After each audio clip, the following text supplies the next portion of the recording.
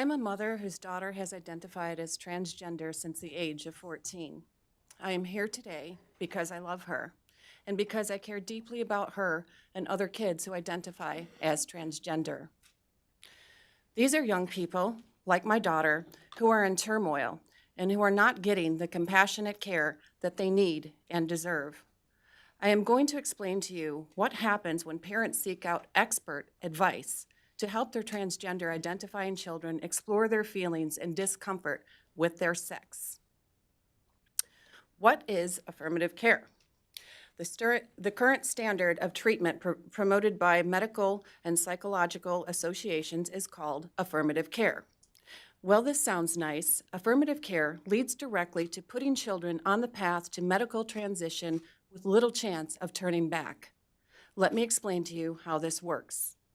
If you take your child to a clinic to seek help, affirmative care means the therapist must follow the child's lead. The professionals must accept a child's gender identity. In fact, this is the law in many states. Under conversion therapy bans, questioning a child's gender identity is now illegal. So if a little boy is 5 years old and believes he is the opposite sex, affirmative care means going along with his beliefs. Parents are encouraged to refer to him as their daughter and let him choose a feminine name. Teachers are told to let him use the girls' bathroom at school. Therapists will reassure parents that social transition is harmless and reversible. Is it really harmless to tell a child who still believes in the tooth fairy that he is the opposite sex? Isn't it quite likely that this child is just confused? If a 10-year-old girl is uncomfortable with her developing body and suddenly insists she is a boy, affirmative care means blocking this girl's puberty with powerful drugs. Doctors will tell parents this is a perfectly safe and reversible way for her to explore her gender. Affirmative care does not help this child get to the cause of her discomfort. Medicating her with these drugs is not safe. In fact, her future fertility, sexual functioning, and bone development may be negatively impacted. Once the teenage years begin, affirmative care means giving young people cross-sex hormones. Girls as young as 12 are prescribed testosterone for lifetime usage, while boys are given estrogen. These are serious hormonal treatments that impact brain development, cardiovascular health, and may increase the risk of cancer. There are no long-term studies to prove this is necessary, safe, or prudent, while there are many known hazards to using these same hormones when medically treating adults. What does affirmative care look like? This is what is called gender-affirming top surgery, also known as a double mastectomy. They are performed on girls as young as 13 years old, otherwise healthy girls who believe they are transgender.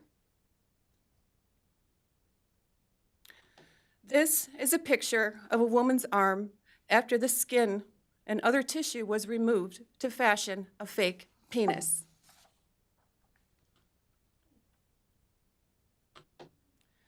Jazz Jennings is an example of affirmative care.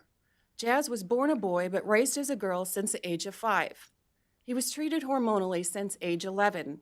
Last year, at the age of 17, Jazz had surgery to remove his penis and create a simulated vagina out of his stomach lining.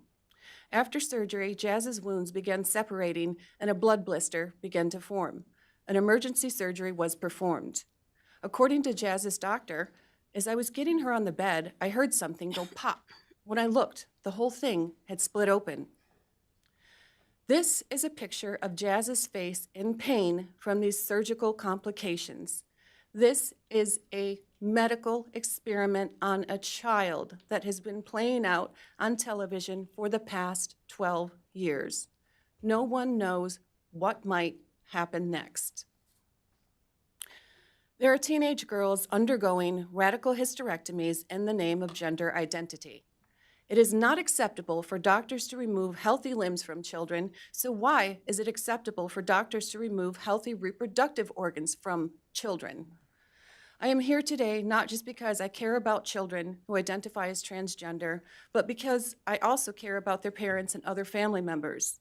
Parents are doing everything they can to help their kids lead healthy, happy, and fulfilling lives. Yet when parents seek out experts for help, they receive a one-size-fits-all narrative that has no basis in science, common sense, or compassion. The experts tell parents that it is harmful to question their children's beliefs, that they must support their children's medical transition, which includes a lifetime dependence on hormones, and that if parents do not comply, their children will be at higher risk of suicide. These parents are being lied to, as their children are harmed and their families are torn apart. Why not help children learn to love the bodies in which they were born? Isn't that what the body positivity movement is all about? I traveled across the country today to speak here to make a difference. I hope that my trip was not in vain. Transgender identifying children need our compassion and they need our help. They need responsible adults to gently question their beliefs, not blindly affirm them. They need proper therapy and guidance, not drugs and surgeries. And the medical practices that are abusing them need to be shut down. Please speak out for these children. As I stated in the beginning, I am speaking out because I love my daughter. And it is because of her that I know what I have told you today is true. She has been a victim of gender-affirming medical procedures, and I was powerless to stop doctors from harming her. Someday, I hope she will realize that I am advocating for her health and for her future.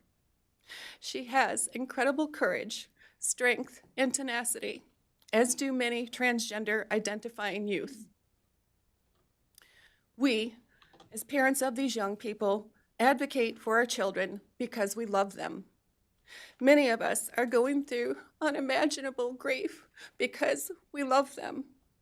We are standing together and we will never back down because we love them. We parents have formed our own support groups and a new coalition, the Kelsey Coalition, to help spread this message and change the systems that failed our children. Will you please stand with us?